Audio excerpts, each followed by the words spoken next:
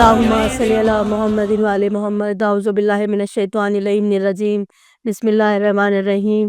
تمام تر تعریفیں پاک پروردگار کے لیے اور تمام تر درود و سلام محمد والے محمد کی ذات کے لیے۔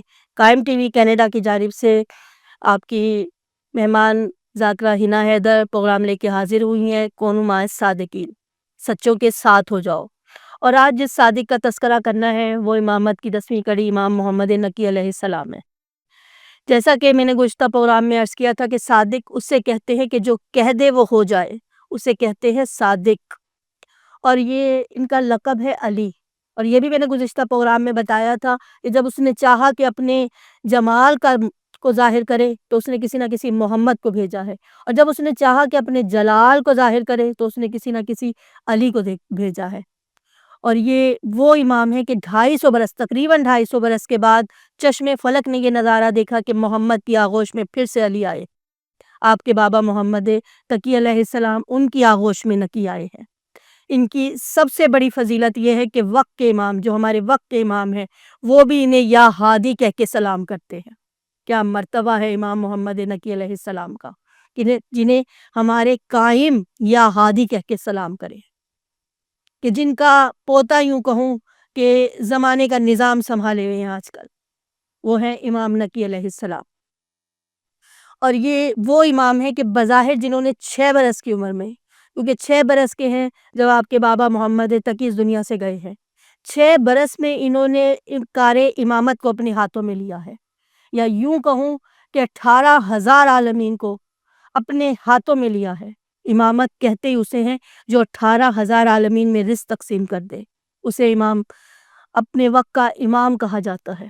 اور امام نے 6 برس کی عمر میں، اور آج ہم دیکھتے ہیں کہ زیادہ تر دنیا چاہتی ہے کہ کربلا چلے جائے، روزوں پہ چلے جائیں، کسی طرح ہمیں موقع مل جائے کہ امام حسین کے روزے کی زیارت کر لیں۔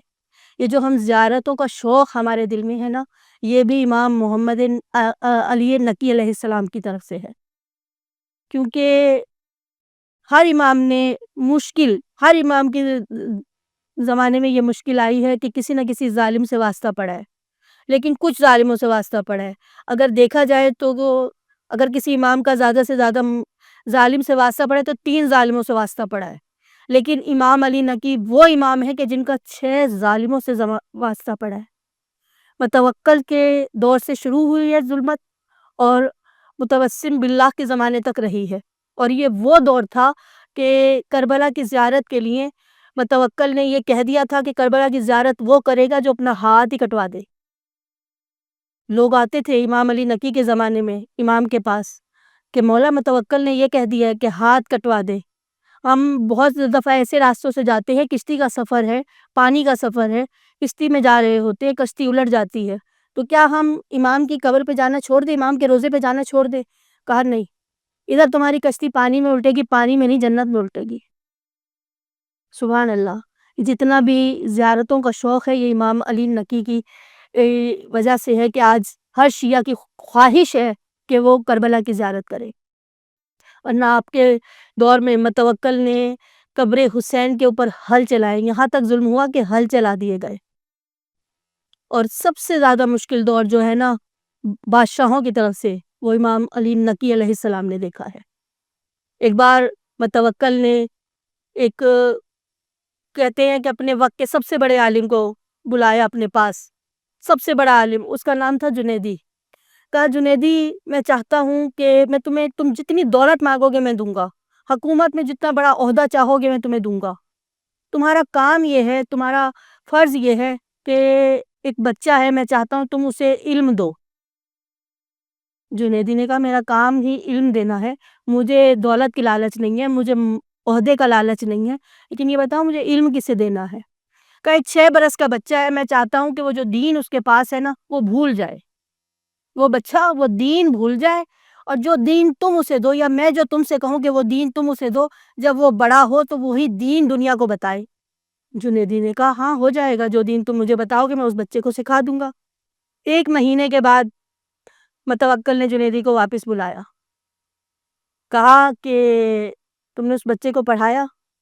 کہا وہ بچہ نہ کہو، وہ میرا استاد ہے، اس کے خلاف میں ایک لفظ بھی نہیں سنوں گا۔ توکل نے کہا تمہیں تو میں نے پیسہ دے کے بھیجا تھا، عہدے دے کے بھیجا تھا، اور تم کہہ رہے ہو میرا استاد ہے؟ کہا اسے تم بچہ سمجھتے ہو؟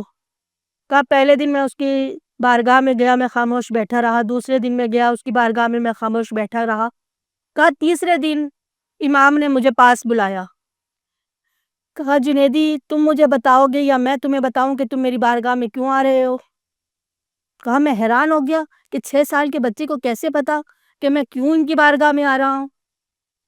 کہا میں انہیں کیا علم سکھاؤں؟ کہا میں علم کی شروعات کرتا تھا، کہا میں شروع کرتا تھا اور وہ ختم کر دیتے تھے، کہا اگر میں علم جفر پہ بات کرتا تھا، کہا وہ علم جفر کی مجھے انتہا بتا دیتے تھے، کہا اگر میں علم ریاضی پہ بات کرتا تھا وہ ریاضی کی انتہا مجھے بتا دیتے تھے، اگر میں علم کیمیا پہ بات کرتا تھا وہ کیمیا کی انتہا مجھے بتا دیتے تھے، کہا میں حیران رہ گیا کہ جس کی ابتدا میں نہیں جانتا وہ انتہا جانتے ہیں، کہا آج وہ میرے استاد ہیں، ان کے خلاف میں کچھ نہیں جانتا، میں کچھ نہیں برداشت کروں گا۔ سبحان اللہ، اسے کہتے ہیں صادق ہونا، اپنے دور کا صادق، کہ جو کہہ دے وہ ہو جایا کرتا ہے۔ ایک بار بادشاہ نے، نعوذ باللہ کہنا نہیں چاہیے لیکن امام کو، نعوذ باللہ یوں کہوں اگر الفاظ کی اجازت ہو، کہ نظروں میں گرانے کے لیے امام کو بلایا، اور اس نے بہت سے ایسے جادوگروں کو بلایا کہ جس پہ اسے بہت گمان تھا کہ یہ جادوگر نعوذ باللہ امام کی شان میں ایسی گستاخی کریں گے کہ لوگوں کے دلوں سے امام کی محبت کم ہو جائے گی۔ اس نے امام کو بلوایا اور اپنے جادوگروں کو بھی بلوایا۔ امام کے ساتھ جب امام جاتے ہیں کہیں تو تنہا نہیں جاتے، امام کے چاہنے والے بھی ساتھ چلے جاتے ہیں۔ امام نے اپنے چاہنے والوں سے کہا کہ دیکھو وہاں پہ جب تک وہ رزق میرے سامنے رکھے گا، جب تک میں کسی رزق کی طرف ہاتھ نہ بڑھاؤں تم لوگ ہاتھ نہ بڑھانا۔ ان میں جہاں سب امام کے چاہنے والے تھے وہاں کچھ شریر لوگ بھی ہوتے ہیں۔ جب امام گئے ہیں متوکل کی دربار میں تو متوکل نے پہلے ہی اعلان کر دیا تھا کہ دیکھو جب امام آئے نا تو کوئی ان کی احترام میں کھڑا نہ ہو، امام کو کرسی نہ پیش کی جائے، امام کو منبر نہ دیا جائے، کوئی امام کے احترام میں کھڑا نہیں ہوگا۔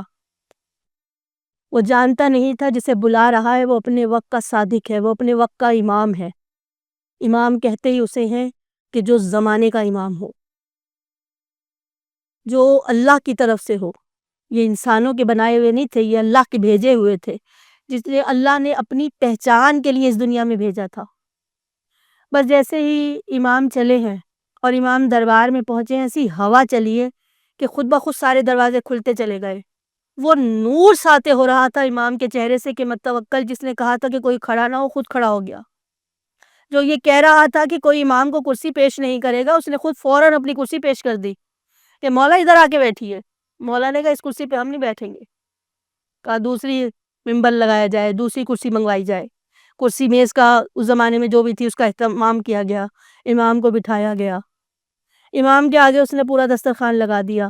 امام نے کسی چیز کی طرف ہاتھ نہیں بڑھایا، لیکن وہ جو امام کے ساتھ شریک تھے نا انہوں نے ہاتھ بڑھایا، وہ تو جادوگر تھے نا۔ جیسے ہی امام کے ساتھی نے ہاتھ بڑھایا اس نے روشنی کو پیچھے کر دیا، پہ ایک دفعہ ہوا پھر دوسری دفعہ ہوا، جیسے ہی وہ ہاتھ بڑھاتا تھا روٹی ہٹ جاتی تھی۔ وہاں متوکل کے پیچھے ایک قالین پہ شیر بنا ہوا تھا، امام نے فوراً اس شیر سے کہا کن اسدن، ظاہر ہو جا۔ وہ شیر تصویر سے نکل کے آیا ہے اور اس نے اس جادوگر کو ایسا کھایا کہ خون کا ایک قطرہ بھی زمین پہ نہیں آیا،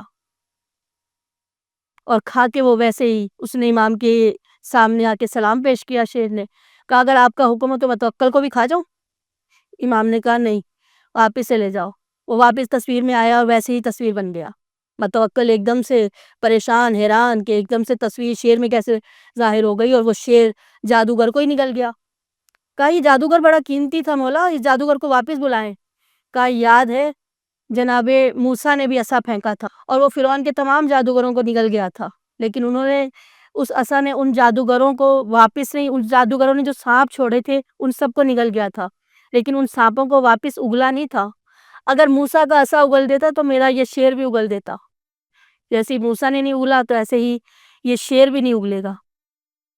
اس نے پھر متوکل نے ایک اور چال چلی، اس نے ایک بڑے عالم کو بلایا ہوا تھا کہ کسی طرح سے امام کو کہنا چاہیے زج کر دے، ایسے سوال پوچھے کہ امام نعوذ باللہ زج ہو جائے۔ اس نے ایک دم سے منبر پہ آیا، وہ جو متوکل کا عالم تھا، جسے متوکل اپنی نظروں میں عالم سمجھتا تھا، ایک دم سے منبر پہ آیا اور کہا سلونی قبل تفقدونی، مجھ سے پوچھو یہاں تک کہ میں تم میں نہ رہوں۔ امام نے تو سر جھکایا ہوا تھا، لیکن امام کا ایک چاہنے والا کھڑا ہو گیا، کہا مجھے اجازت ہے تجھ سے کچھ پوچھوں؟ میں امام کی بات نہیں کر رہی، امام کے چاہنے والے کی بات کر رہی ہوں۔ اس نے کہا مجھے اجازت ہے میں تجھ سے کچھ پوچھوں؟ کہا ہاں پوچھو۔ کہا یہ بتا حج کا فرض ہوا؟ کہا حج تو شروع سے فرض ہے۔ کہا پھر بھی شروع سے کب سے؟ کہ آدم کے زمانے میں حج فرض تھا؟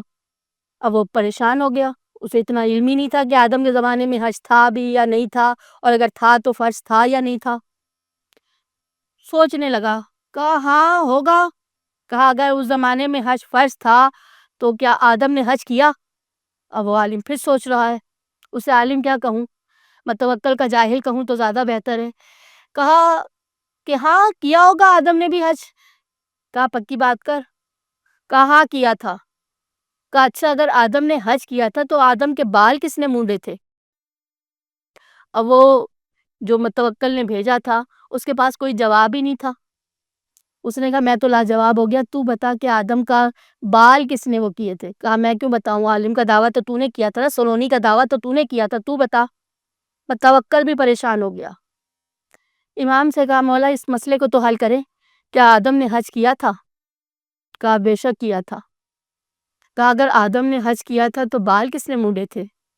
کہا پروردگار نے جبرائیل کو بھیجا تھا، اور جبرائیل جنت سے یاقوت لے کے آئے تھے، سرخ رنگ کا یاقوت تھا، جہاں جہاں آدم کے سر پہ پھیرتے چلے گئے بال ختم ہوتے چلے گئے، اور کہا وہ جو یاقوت کی روشنی پھیلی جہاں جہاں تک پھیلی، کیونکہ پہلا کعبہ بنانے کا جو شرف ہے وہ جناب آدم کے پاس ہے، پہلا کعبہ جناب آدم نے بنایا تھا۔ کہا جہاں جہاں تک وہ یاقوت کی روشنی گئی وہاں وہاں تک حرم بنتا چلا گیا۔ سبحان اللہ، علم ہو تو ایسا کہ پتہ چلے کہ ہاں یہ وہاں سے علم لے کے آئے ہیں۔ ہم علم سیکھنے نہیں آتے، ہم علم سکھانے آتے ہیں، ہم علم وہاں سے لے کے آتے ہیں۔ یہ زمانہ ہمیں علم نہیں سکھاتا، ہم جب اللہ کے گھر سے چلتے ہیں تو اللہ ہمارے اندر وہ علم اپنا، اس نے ہمیں اپنے نور سے ہمیں خلق کیا ہے، ہمیں صرف خلق ہی نہیں کیا، ہمارے اندر علم کے دریا بہا دیے ہیں۔ جسے زمانہ ہادی کہے اسے امام نقی کہتے ہیں، جو زمانے کی ہدایت کرنے والے ہوں۔ کہتے ہیں 10ویں درجے پہ ہیں مولا، اور بتاؤں کہ 10ویں درجے کی فضیلت کیا ہے؟ 10ویں درجے کی فضیلت یہ ہے کہ آپ سب نے سنا ہوگا، ایک مشہور زمانہ حدیث ہے کہ جب کوئی انسان نیکی کرتا ہے تو پروردگار اسے 10 درجے بڑھا دیتا ہے۔ کبھی تصور کیا کہ پروردگار کسی نیکی کو 10 درجے کیوں بڑھا دیتا ہے؟ یہ امام نقی کے 10ویں نمبر کی کہنا چاہوں کہ فضیلت ہے، یا یوں کہوں کہ آپ کا بسم اللہ پہ اختیار ہے کہ نیکی کو 10 درجے بڑھا دیا جاتا ہے۔ آج کا پروگرام یہیں تک، انشاءاللہ اگلے کسی پروگرام میں پھر کسی نئے صادق کے ساتھ آپ کی خدمت میں حاضر ہوں گے۔ اپنی ذاکرہ ہنا حیدر کو اجازت دیجیے۔ اللہ حافظ۔